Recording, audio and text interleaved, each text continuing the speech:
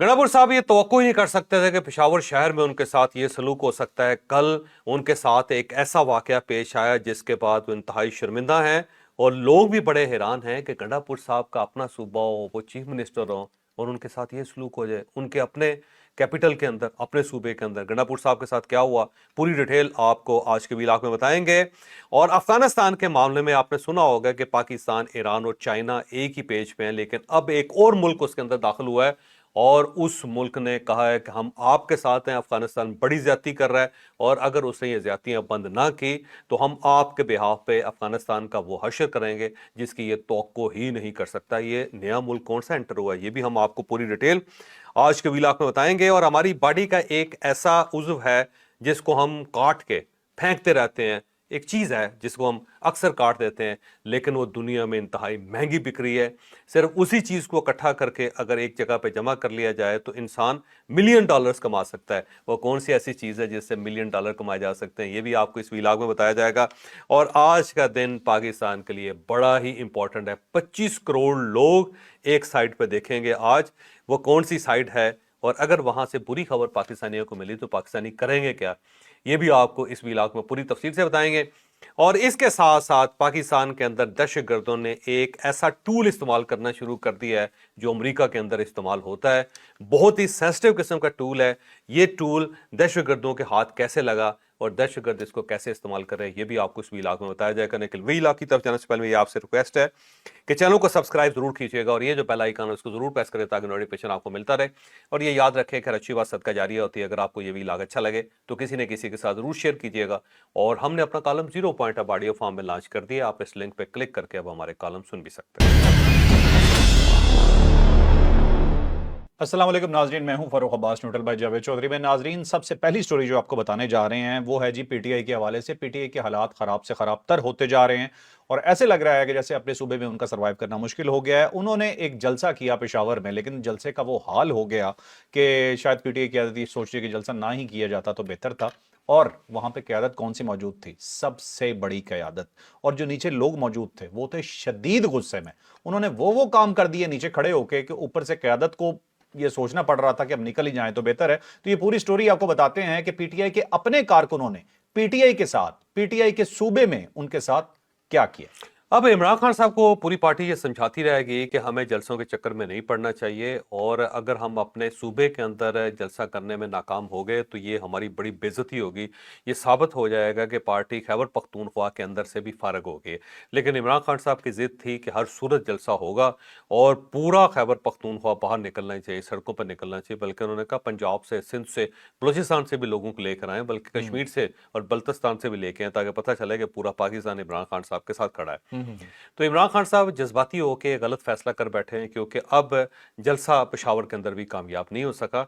बल्कि गंडापुर साहब ने तो ये तक कह दिया था, अगर आपको याद हो, कि 1 करोड़ लोग भी अगर मेरी पार्टी लेके आती है तो ले आए, मैं यहाँ पे उनकी खिदमत करूंगा, मैं उनका मेजबान होऊंगा। अच्छा। करोड़ तो क्या, वहां पे 10,000 बंदे जमा नहीं हुए। तो ये एक अजीबोगरीब सी बात है कि पेशावर हो, खैबर पख्तूनख्वा हो, पीटीआई की हुकूमत हो और वहां पे 10,000 बंदा भी इकट्ठा ना हो सके।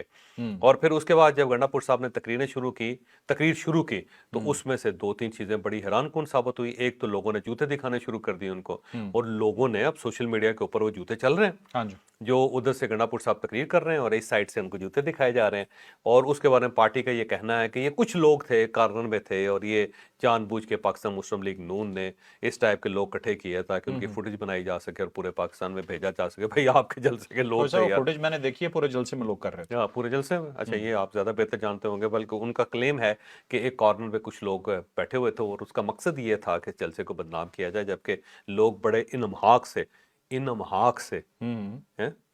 अमाक से बड़े गौर से, तवज्जो से सुन रहे थे, बड़े फोकस्ड होके। लेकिन ये पीटीआई का कहना है, लेकिन ऐसा नहीं था। और वहां पे ये जो तौबा तौबा तौबा जूतों का दिखा देना, वैसे अजीबोगरीब सी बात है।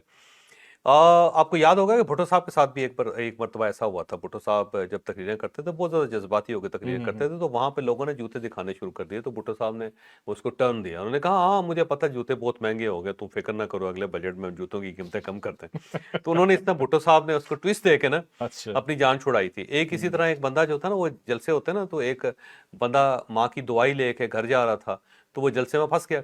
अब वो ज़ाहिर है जो भी बंदा आता था तो उस वक्त एडमिनिस्ट्रेशन उसे पकड़ के जलसे में खड़ा कर देती थी कि देखें जी यहाँ पे तो लाखों लोग आपका इंतजार कर रहे हैं। ठीक है। बसों से उतार के ना लोग, बंदा रावलपिंडी जा रहे हैं उसको उतार के बसों से वो जलसे में घुसा देते थे ताकि भुट्टो साहब को मुतमईन किया जा सके कि पूरी अवाम आपके साथ है, कायदे अवाम। तो वो एक बंदा जो था ना वो दवाई लेके जा रहा था, उसकी माँ बीमार थी तो दवाई उसने हाथ में पकड़ी हुई थी और उसके बाद वो जलसे में फंस गया। अब वो ना भुट्टो साहब को दवाई दिखा रहा था कि मैंने लेके जाना अपनी माँ को, मेरी माँ बीमार है, मेरी माँ बीमार है। उधर से चीख रहा था कि भुट्टो साहब मेरी माँ बीमार है, मैंने दवाई लेके जाने। भुट्टो साहब ने ओवर हेयर कर लिया, सुन लिया। अब सुन के उन्हें समझ नहीं आई कि क्या करें। तो उन्होंने कहा हाँ हाँ हाँ मुझे पता है दवाइयाँ बहुत महंगी हो गई हैं, मुझे पता है मेरे बच्चे, दवाइयाँ बड़ी महंगी हो गई हैं, और अगर भुट्टो जिंदा रहा तो दवाई सस्ती होगी इस मुल्क में, तो फिक्र ना करो। तो भुट्टो साहब ट्विस्ट देते थे, गंडापुर साहब ट्विस्ट नहीं दे सके इसको, बल्कि उन्हें चाहिए था कि मुझे पता है चप्पलें बहुत महंगी हो गई हैं, मैं करीब इनको सस्ता कर दूंगा, और मेरा कायद जो है वो जेल के अंदर बैठ के बगैर चप्पल के नंगे पाँव फिर रहा है, और इसलिए फिर रहा है कि आप लोग जूते पहन सके। ट्विस्ट कर सकते थे, लेकिन गंडापुर साहब जरा चप्पल तो इनका ट्रेडमार्क भी है ना, कप्तान चप्पल इनकी अपनी है। इसमें कोई शक नहीं। अच्छा, इसके साथ साथ फिर आवाम ने बोतलें मारना शुरू कर दी, स्टेज के ऊपर बोतलें, प्लास्टिक की बोतलें, ये भी अजीब सी बात थी, और वहाँ पे पुलिस भी थी। फिर एक और हुल्लड़बाजी ये हुई कि ख़वातीन का जो पोर्शन था उसके अंदर लोग घुस के कुर्सियों के ऊपर काबज़ हो गए, और पुलिस ने उनको बड़ी मुश्किल से वहाँ से धकेल के बाहर निकाला। अब ये पीटीआई के कारकुन इस मामले में बड़े बुरे हैं, ये हमेशा ख़वातीन के जो साइड होती है उसके अंदर घुस जाते हैं और बदतमीज़ी करते हैं। और यहाँ पे तो जब इस्लामाबाद के अंदर जलसे होते थे धरने हो रहे तो उस वक्त तो बहुत इस टाइप के इंसिडेंट हुए। पीटीआई जो थी वो कहती थी कि ये दूसरे पार्टियों के लोग हैं, ये हमारे दुश्मन है, और जानबूझ के यहाँ पे घुसे हो, पता चलता है भाई आपका अपना कारकुन है। तो ये इस मामले में फिर आपको पता है कि उस वक्त जलसों के अंदर बड़ी टाइट सिक्योरिटी रखती थी ख़वातीन की साइड से, ताकि मर्द इधर से उधर ना घुस सके। पीटीआई को ये ऑब्सेशन है कि ख़वातीन जो है उनकी साइड पे जरूर जाना है। अच्छा साहब, आपको याद होगा दो धरने इकट्ठे थे, एक साइड पे तारुल कादरी साहब थे और साथ ये थे, और दोनों में बड़ा क्लियर डिफरेंस था। इस साइड पे खवातीन बड़ी हैरेस की जाती थी, वो वाकई डरती थी, हमने खुद वो वाकयात देखे थे। हाँ, बहुत हमारी अपनी रिपोर्टर्स के साथ कितना बुरा एग्जैक्टली।